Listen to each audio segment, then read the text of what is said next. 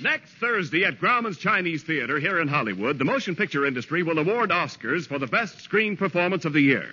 And I hereby nominate William Bendix, who pays me each week. Oh, Ken, you're awfully kind, but the way I figure it, Bing Crosby's going to win first prize, Charles Boyer second prize, but I do think that my acting should get horrible mention. The American Meat Institute presents William Bendix in The Life of Riley.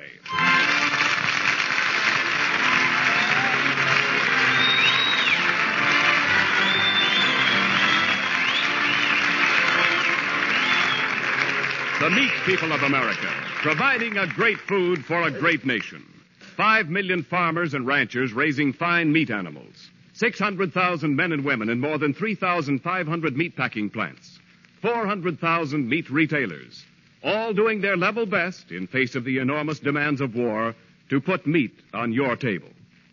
On behalf of all these, the American Meat Institute brings you The Life of Riley.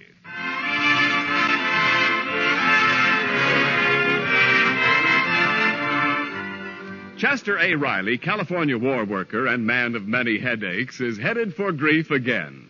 As usual, however, Riley has no idea the trouble is brewing. In fact, he is humming happily to himself as he nears home because today is payday.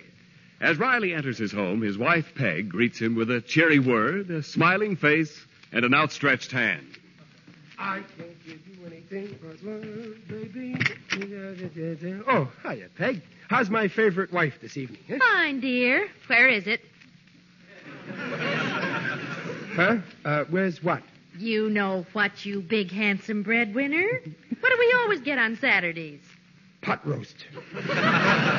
Hand it over, dear. Okay, Dumpling. Here you are. One thing you got to say for me, I part with my hard-earned dough very easy. Hello, Daddy, darling. Here's a kiss from my daddy. I need a new hat. Hello, Babs. Here's a kiss from my daughter. You can't have a new hat. Daddy. Riley, this envelope's been opened. So what? Can't I even peek at my money before I kiss it goodbye? But Daddy, Mother said I could ask for a new hat when you brought home your pay. Well, you asked for it, didn't you? Now, go on. Oh, gee. Riley, where's the rest of your salary? This envelope's $20 short. Well, yeah. On my way home, I made a kind of an investment. You spent $20? How'll I pay the week's bill? Mrs. Riley, from now on, we pay bills the classy way. Instead of in money, I write out checks. But, Daddy, they'll put you in jail. Why, you can't write checks without a checking account at the bank. So, who ain't got a checking account? I started one up today. Oh, how nice. Yeah, with the $20. Look, here's my checkbook. It costs 10 checks for $1. Well, that's fine for the big bills, Riley. We pay all the bills this way from now on. It's classier. Look at the checks, Dumpling. See, there's the name of the president of the bank on them. There's the vice president, and there's the treasurer of the bank. All these big shots got their names on these checks. Well? They still ain't no good until I sign them.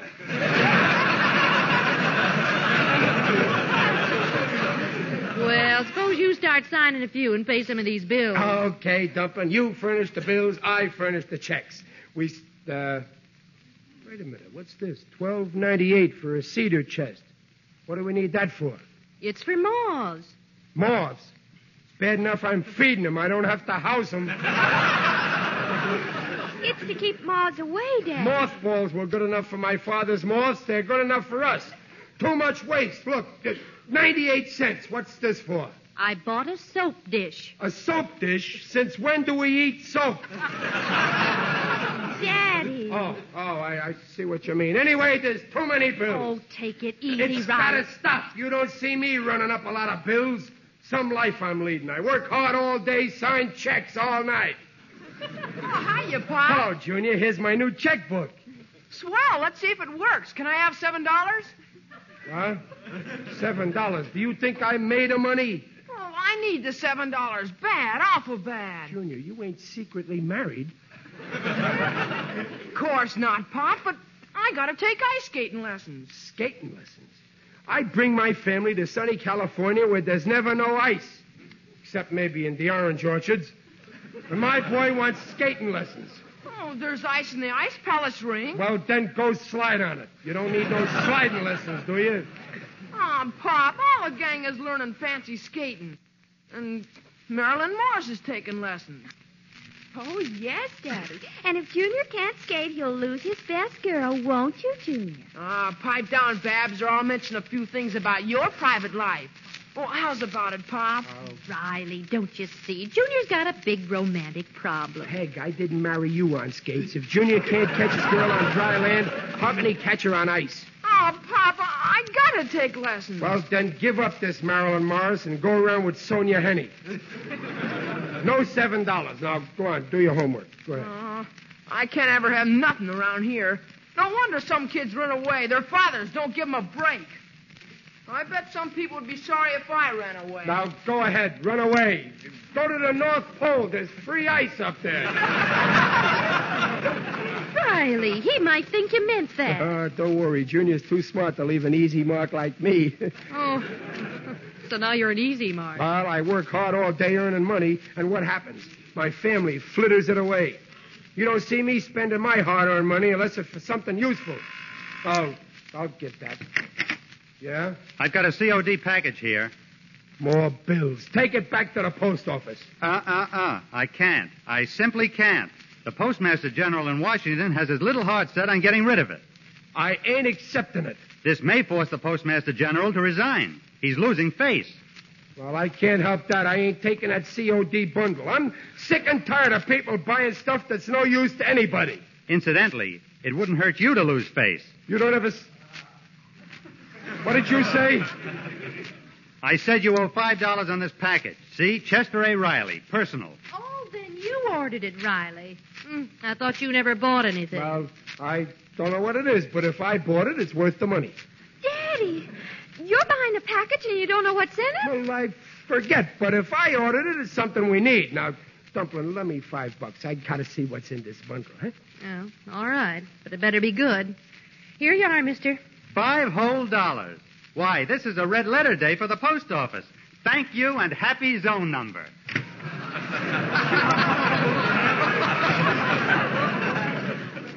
I like our regular mailman better. Now, we'll see what this is. Oh, there's a letter there, too. Oh, yeah, let's see.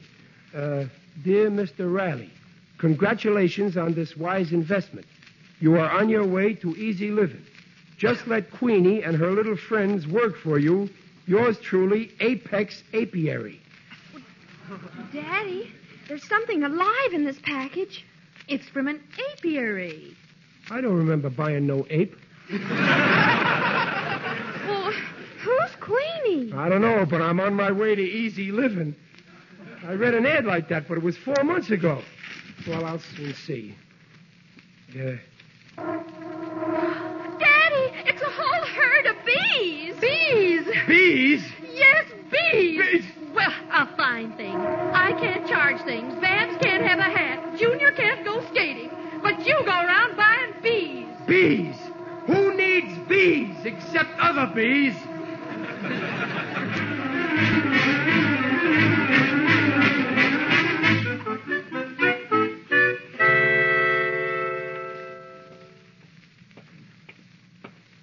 Hello, Riley. Hey, where you going? Oh, hello, Gillis. I'm just out strolling. I got drove out of my home. My wife and daughter always nagging me on account I wouldn't give Junior a wad of dough. Well, for once, Riley, I got to go along with the weaker sex. Oh, you mean I was wrong? Sure, you're wrong. Riley, you're what they call frustrating the boy. Who, me? Yeah, you. Now, take a man who knows psychology. Me. My egg boy comes at me for dough tonight, too. So I figure, here's a sensitive boy. What am I, a heel? I shouldn't give him a little geekers?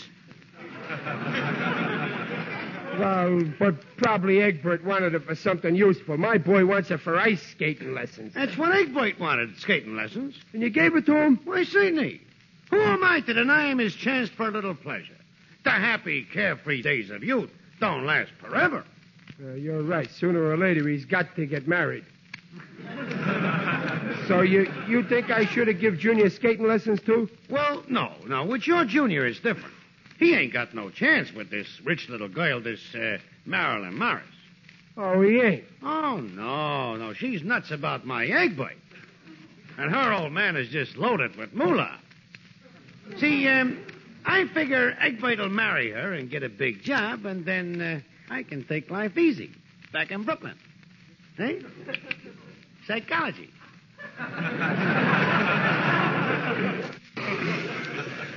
Gillis, I know your boy Egbert, and I've talked to him. All I can say is, by the time your boy gets a big job, there won't be any Brooklyn. Oh, yeah? Yeah. And my junior's taking skating lessons whether he likes it or not. I can be just as psychopathic as you are.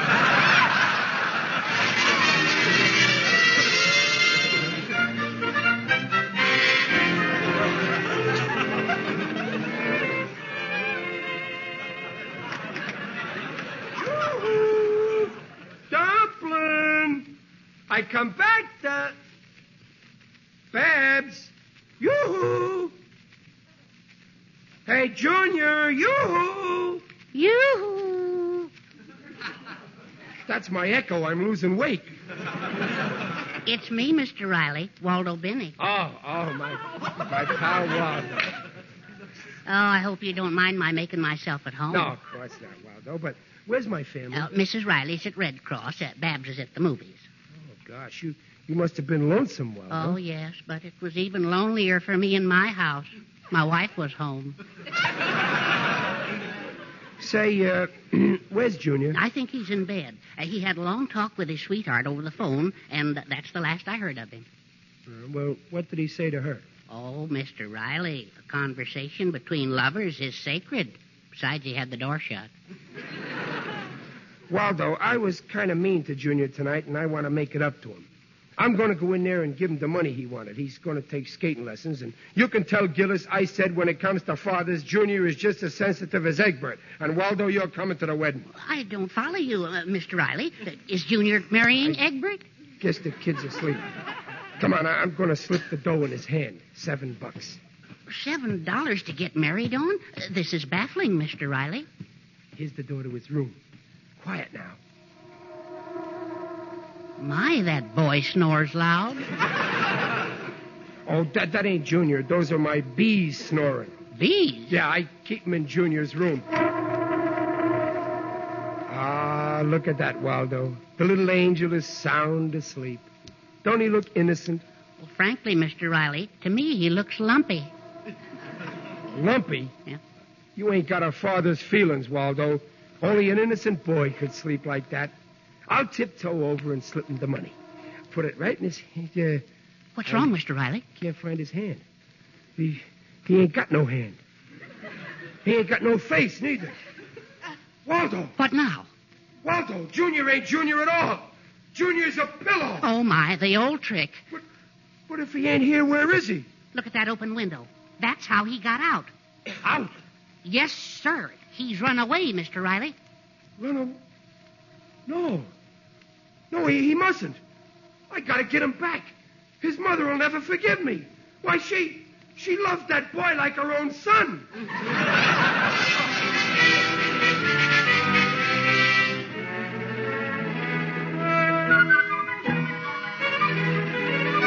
Yes, officer, that's right. He weighs about 110 pounds, and he was wearing brown corduroy pants and a gray sweater. What? Oh, he looks like me. Me? I look like him. Brown hair. Yeah, he needed a haircut and one tooth missing in front. What? Oh, how tall? Oh, Waldo, how tall is Junior? He's as tall as I am. Officer, he's well over 4 feet. Yeah, call me back as soon as you find him. Goodbye. Waldo, I'm going nuts. I can't stand it. No. Relax, Mr. Riley. Relax. Why don't those cops call back with some news? I pay taxes, don't I? No. There's absolutely nothing to worry about. Shall I call the hospitals? Waldo, if anything happens to that boy, I'll never forgive myself. Where could he have gone? Maybe he joined the Foreign Legion. No, that's silly. They ain't got no branch in Los Angeles. Hello, Daddy. Hello, Mr. Benny. Why, Daddy, what's wrong? Babs, something awful's happened. Junior's run away. Oh, Daddy, where did he go? How do I know? Well, didn't he leave a note? By jingo, Mr. Riley. That's an idea. I'll go and look in his room for clues. Oh, my own boy, gone. Seems like yesterday he was here at home with us, his little feet puttering around the floors. wasn't yesterday. It was tonight. For 13 years, I've been like a father to that boy. Walking the floor with him, teaching him to grow up a good citizen with something more in his head besides brains. Who took him to school that first day? Me. Who did his homework for him? Me. Who forgave him when he flunked? Me. And who wouldn't let him take skating lessons? You. You think he'd run off on account of me? Yes, I do. And that's what Mother'll say, too. Oh, she'll be terribly worried when she finds out. It's all your fault. You should have been a little more generous. Who ain't generous? Ain't I always making sacrifices for this family? Didn't I give up cigarette smoking recently when I still had one left? Well, you were awfully rough on him tonight. Babs, I didn't know what I was doing. Oh, that's the police. Hello? Hello, this is me. Is this you? What? Who? Babs? Oh, hello, Babs. Listen, Babs. Wait a minute. You ain't Babs. She's right here. Daddy, it's somebody calling me. Oh, well, make it short. We got to keep that line open. Hello? Oh, Alice. That was my father. Well, he's kind of excited. My brother ran away from home. Mr. Riley, I found a clue. 2 clues. Look, this paper was in the wastebasket. And this bus schedule. Well, it was my father's fault. Babs, cut that out. Hang up. Let's see that paper, Waldo. It says here, the North Star. And then it says, ask about getting to be an Eskimo. Eskimo? No, Alice, we don't know where he went. Waldo, we do now. He's joined the Eskimos. Waldo, he'll freeze to death. He ain't wearing his long underwear. No, that's silly. He wouldn't go up there. Well, the bus schedule is northbound, see? Yeah, northbound. Come on, Waldo, down to the bus depot. The next bus on this line leaves in 4 minutes. We'll head Junior off. Well, if you ask me, he's gone to Alaska to seek gold. I ain't asking you. Well, I know, but he'll come home with a poke full of gold dust, a full beard, and an Eskimo wife. Waldo, will you stop with that Eskimo talk? Them Eskimo pies you've been eating have gone to your head. Now, come on.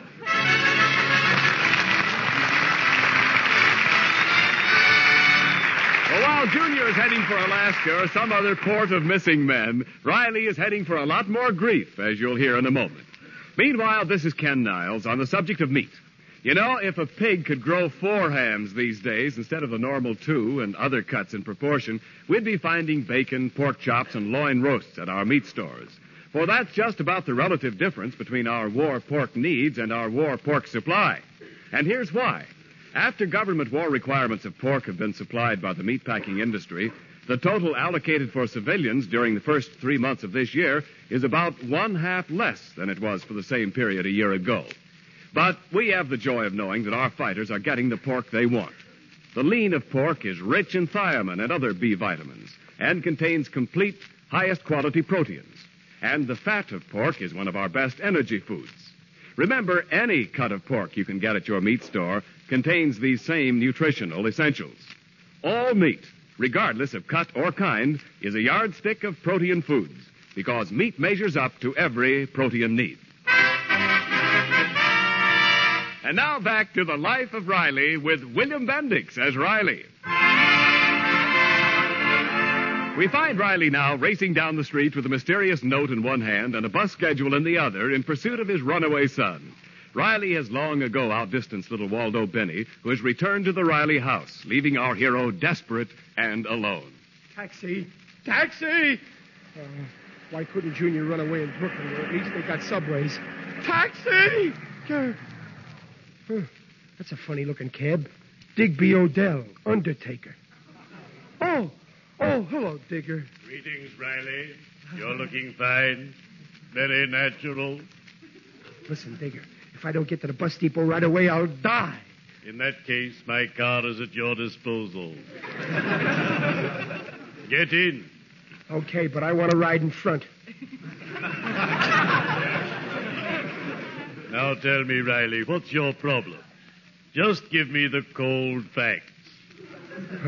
My boy Junior's run away, and I'm trying to find him. I shall help you, Riley. As they say in my profession, we will leave no stone unturned. I gotta get to the bus station in 4 minutes from 2 minutes ago. Impossible, Riley. This vehicle is built for dignity, not speed. I have a motto.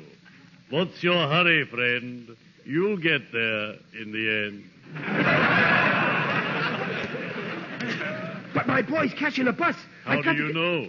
Well, he left this bus timetable. See? It's northbound. Ah, timetables. Arrivals, departures. People coming, people going. I adore travel. It's so gay. Digger, while we're gabbing here, I'm missing the bus. Be of good cheer, Riley. Junior also missed the bus by 6 months. What do you mean? This bus line stopped running last year. I remember the day it expired. But if he didn't take this bus, where did he go to? I've got to find him. If you want my advice, cherchez la femme. That's French. Yeah, I know. Find the footprints.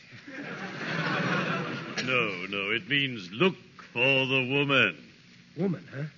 Say, Junior runs with a woman named Marilyn Morris, a 12-year-old woman.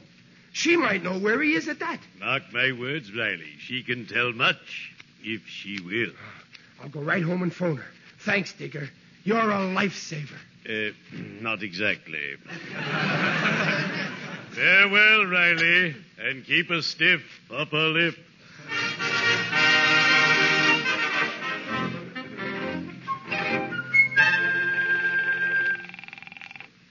Marilyn's phone is ringing, Waldo.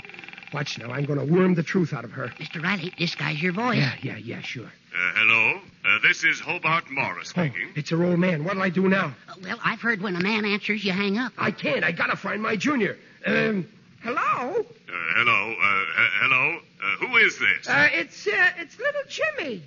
This must be for you, Marilyn. Do you know little Jimmy? He sounds half-witted. Hello? Hello?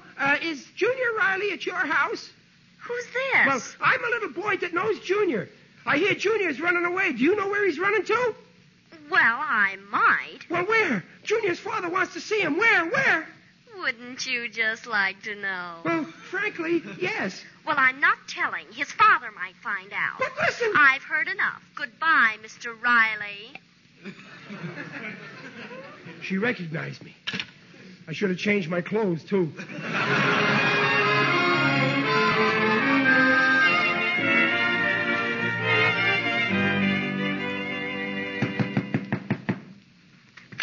Listen, Marilyn, Why, it's little Jimmy. Oh, cut it out, Marilyn. Listen, you got to tell me where Junior's run off to. I want him back. Sit down, Mr. Riley. I might tell you what you want to know. Okay. Where is he? Not so fast, Mr. Riley. There are certain conditions. Now, listen, Marilyn. You've got no right to hide a son away from his father. You forget, Mr. Riley. You may be his father, but I am his fiancée. Yeah, his fiancée. Yeah. But seeing as you're only 12 years old... 12 and a half. And as Junior's future wife, I have a right to manage his affairs. Couldn't you let him live home with us until he's ready to get married? Not unless his home life is greatly improved. Okay, I'll move out. I'll do anything. Where is he? You realize that you've been very cruel to Junior, and of course you must be punished. Yeah, I've been a beast. Punish me, and let's get the boy home. What do I have to do? Well, first, what time is Junior supposed to go to bed every night? 9 o'clock, except Saturday. That's 9:30. Ridiculous in this day and age. Hereafter, we're demanding a 10 o'clock bedtime. Okay, 10 o'clock, 11. Let him stay up all night as long as I get him back. And how much allowance does Junior get a week? 50 cents. Hereafter, he will want 60 cents. All right, I'll give him my pay envelope. Let him give me 60 cents a week. Where is he? One more thing. More? Mr. Riley, it isn't nice to shout at your future daughter-in-law. Daughter-in-law? You sound more like a mother-in-law.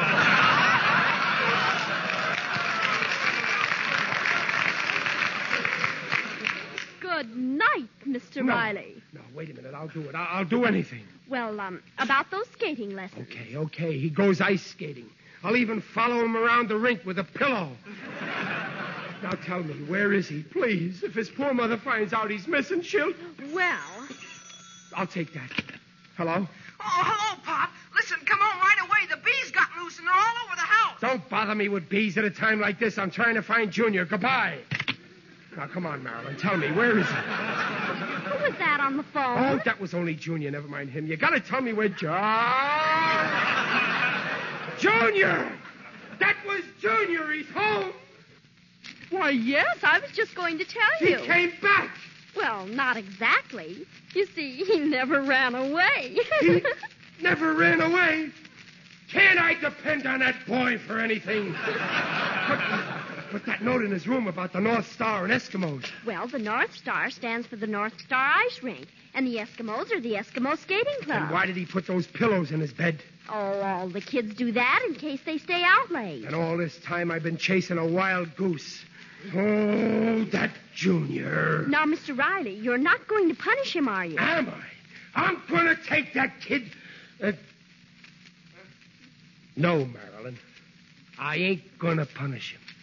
If he's going to marry you, that'll be punishment enough.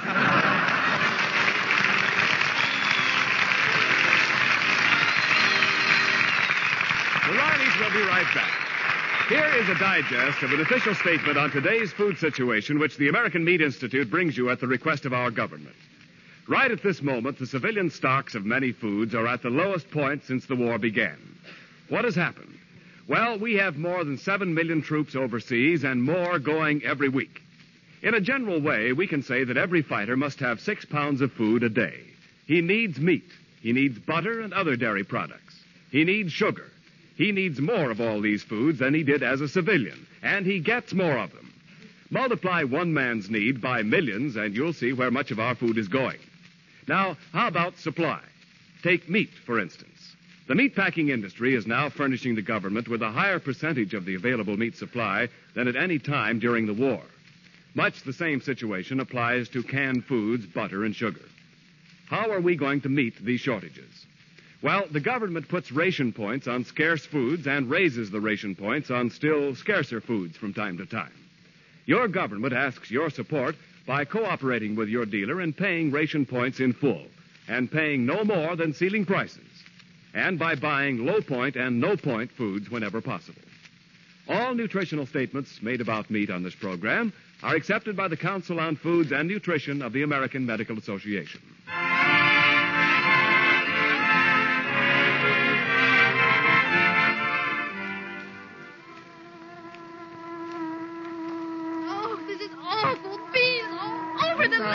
Now, take it easy, Peg. I'm getting them as fast as I can. Oh, that was the last of them. Oh, thank heaven. Oh, what a day. First Junior, then that Marilyn, and now those bees. It's all over. I'm going to relapse now. No, it's not all over. There's still a whole box full of bees in the backyard, right outside that window. Now, you get rid of them. Oh, now, don't you worry. That's a cinch. I'm going to use psychology. Now, watch. First, I open the window like this. There. Now, it's a well-known fact that bees always fly away to the flowers. So I lean out, open the box like this. Oh, Riley, what are you doing? Hey, Riley! Oh, look what you've done. Oh, bees all over the living room again. Well, how should I know they'd go for the flowers on the wallpaper?